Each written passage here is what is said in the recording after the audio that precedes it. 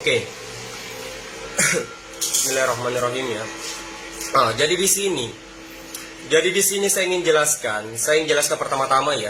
Pertama-tama saya ingin jelaskan ya bahwasanya ya beredar isu saya menyebarkan hoaks supaya saya dikasihani ya. Saya menyebarkan hoaks ya pada saat pas mau terjadi pemukulan saya bilang, Pak, jangan Pak, istri saya lagi hamil ya. Di situ saya dikatai saya menyebarkan hoaks karena saya sudah berbohong di situ katanya ya. Saya sudah berbohong bahwasanya istri saya hamil, ya. Jadi di sini saya jelaskan bahwa ya sebelum ada kejadian tersebut ya itu kami sudah umumkan bahwasanya istri saya lagi hamil, ya. Sebelumnya bisa lihat live saya atau live istri saya ya, sebelumnya kami sudah mengabarkan di live ya, pada saat pertama kali kami kabarkan bahwa istri saya hamil itu pada saat sesudah kami menikah. Sebulan kemudian kami live dan ada yang berkomentar, Karyana udah hamil. Oh iya, udah hamil ya, sudah hamil ya. Kami sudah jelaskan Bulan 11. ya. Bulan berapa itu? Ya, bulan 11 kami sudah cerita bahwa istri saya hamil, ya. Dan saya di situ betul-betul bahagia ya, pegang perut istri saya, ada di live, ya. Dan berjalan bulan-bulan berikutnya, ya. Hampir tiap hari kami ditanya-tanya, Kak sudah berapa bulan Kak? Hampir tiap bulan kami tanyakan. Ini udah membesar perutnya Kak, udah berapa bulan, masih sehat, semoga sehat terus ya Kak, dari bayinya.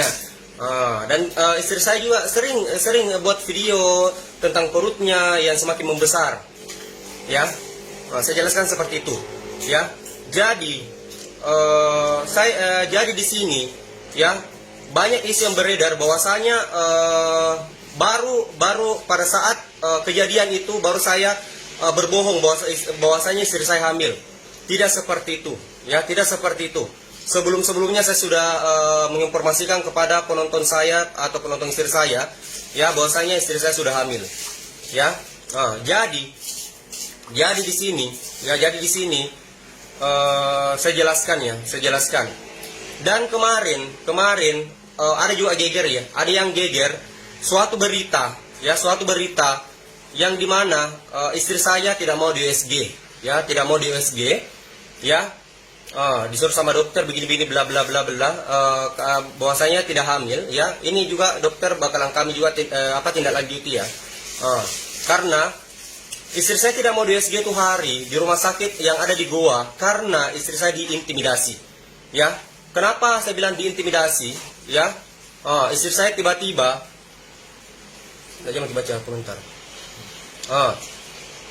Tiba-tiba istri saya langsung ditekan-tekan perutnya ya, dan dia bilang, salah satu dokter itu ya, dia bilang kamu ini tidak hamil, pantas kamu dikasih begitu sama Satpol PP, ya, karena kelakuanmu. Kenapa ada dokter seperti itu? Sampai istri saya shock, ya, sampai istri saya shock.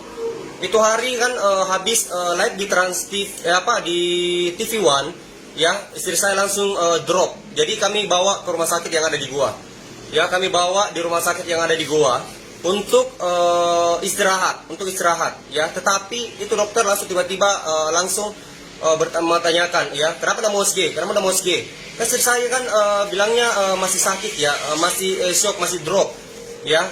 Tetapi dia tetap paksa, ya, dan dia bilang seperti itu, ya. Dia bilang seperti itu, pantas kamu dipukul sama Satpol PP, ya. Jadi seperti itu ya. Jadi istri saya tidak mau USG itu hari yang ada di Goa. Jadi istri saya sudah sangat depresi berat ya. Jadi kemarin itu istri saya jadinya oke, mau di USG, ya, mau di USG, ya.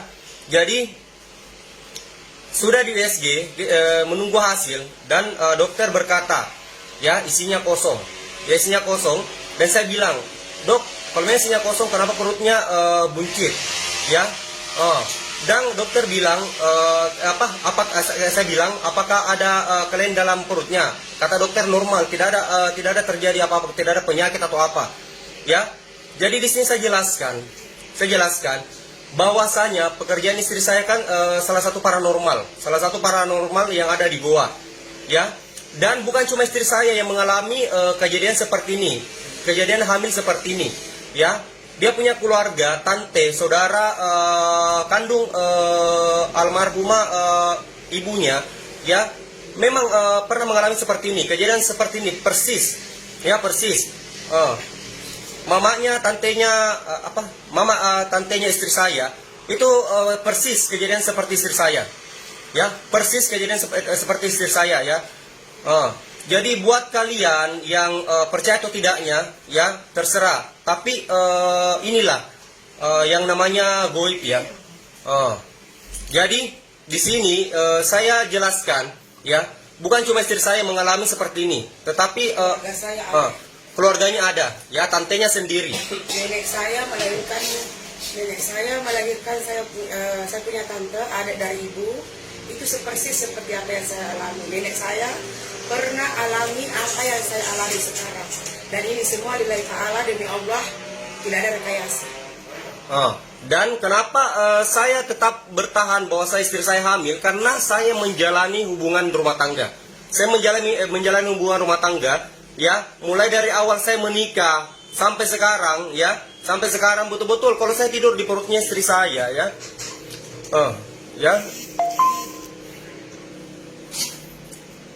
Jadi kalau malam saya tidur di perut istri saya, betul-betul anak saya itu menendang, ya, menendang sampai detak jantungnya saya dengar, ya, detak jantungnya saya dengar, ya, detak jantungnya saya dengar.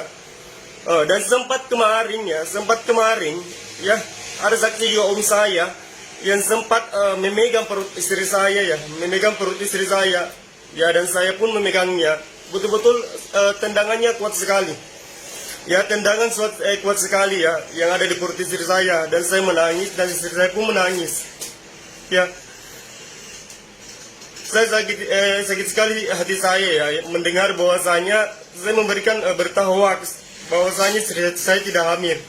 Terpukul hatiku. Ya, jadi saya meminta kepada Allah untuk berikan kuasanya, ya. Jadi mungkin saya ingin menunggu, ya, saya ingin menunggu kekuasaan Allah, ya, bahwasanya ini betul-betul istri saya hamil. Saya tidak ada bohong-bohong sama sekali, ya. Saya sebenarnya tidak mau cerita tentang ini, tapi saya terpaksa ceritanya karena sudah banyak sekali media yang menanyakan hal seperti ini. Sudah banyak sekali. Jadi saya memberanikan diri untuk menginformasikan kepada kalian semua, ya. Walaupun hati saya sakit, ya, walaupun hati saya sakit, tetapi saya harus tetap, ya. Jadi itu hak Anda, percaya atau tidaknya, saya menjalani hubungan rumah tangga ini, bukan kalian. Saya merasakan, ya, bukan kalian. Jadi tolong stop, ya. Tidak ada hubungannya perkara ini tentang kehamilan istri saya, tidak ada sama sekali, tolong. Yang saya fokuskan saat ini, saya fokuskan kesehatan istri saya. Saya fokuskan kesehatan istri saya sampai betul-betul istri saya pulih, tidak ada lagi trauma-trauma sama sekali tentang kejadian tersebut, ya. Saya fokus perkara istri saya, ya, bahwasanya saya dipukul sama istri saya. Tidak ada saya persoalkan yang lain. Saya cuma butuh keadilan, kasihan. Saya cuma butuh keadilan, ya. Saya cuma butuh keadilan di Indonesia ini. Saya cuma butuh keadilan. Tidak ada yang lain. Tidak ada yang lain saya butuh. Saya cuma butuh yang itu. Supaya tidak ada lagi rakyat kecil yang ditindas oleh oknum aparat yang sangat-sangat arogan. Saya tidak mau melihat itu, saya tidak mau. Mungkin ini sudah jalannya, Kami seperti ini supaya supaya aparat-aparat yang oknum-oknum yang arogan itu tersentuh hatinya, sudah tidak mau lagi arogan seperti itu lagi, ya, kepada rakyat kecil, ya.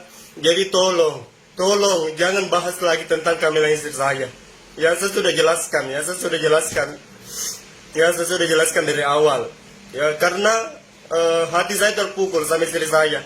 Ya, hampir tiap malam istri saya menangis, ya. Hampir tiap malam istri saya menangis. Kenapa orang seperti itu? Kenapa dia menuduh saya tidak hamil? Ya. Jadi tolong semua, ya. Saya cuma butuh keadilan. Apakah keadilan ini sudah tidak ada? Sampai-sampai saya dicarikan masalah-masalah yang lain.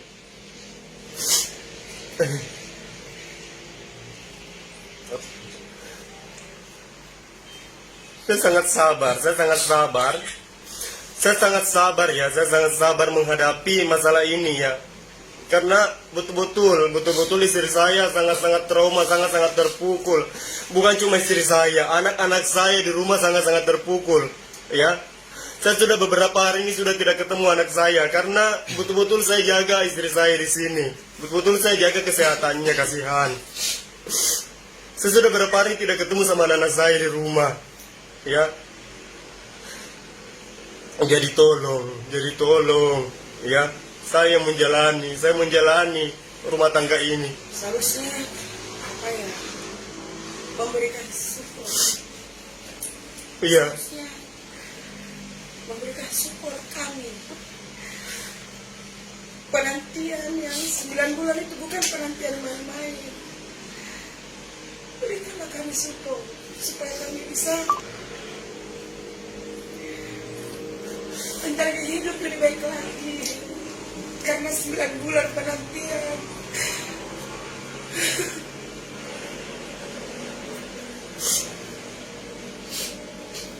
Jadi tolong kami, kasihan, sebagai rakyat kecil. Saya meminta para pemerintah yang mengetahui hukum, ya, yang ingin membela, yang tersentuh hatinya buat kami, ya, rakyat kecil ini. Saya cuma butuh keadilan. Tolong kami. Jangan seakan-akan kami dijadikan tersangka. Kami korban, ya. Kami korban. Jadi tolong jangan perkarakan hamil tidaknya istri saya yang mengatakan hoax, memberikan berita hoax bahwasanya istri saya hamil. Tidak seperti itu. Jadi bukan cuma pada saat masalah ini saya bilang istri saya hamil, tidak, ya. Dari bulan 11. Ya, dari bulan 11 kami sudah mengumumkan, ya, bahwasanya istri saya hamil. Kalian kalau tidak percaya bisa lihat Facebook kami sebelum-sebelumnya, ya, atau Facebook istri saya Rena Kasturi. Kalian bisa cari, kalian bisa cek, ya, bahwasanya di situ kami betul-betul hampir tiap bulan, hampir tiap hari kami mengumumkan, ya. Orang bertanya, "Kak, belum lahiran, Kak?" Belum, ya, karena belum waktunya, ya. Jadi doakan kami, semoga istri saya melahirkan dengan selamat, ya, dan janinnya sehat.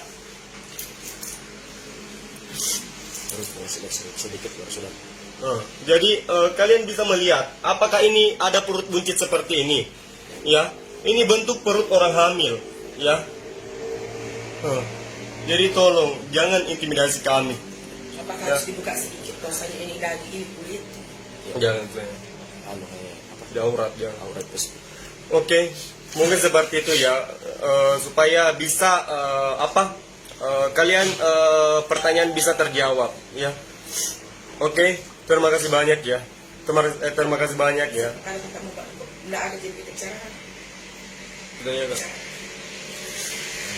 Enggak, oke. Terima kasih banyak, ya. Assalamualaikum warahmatullahi wabarakatuh.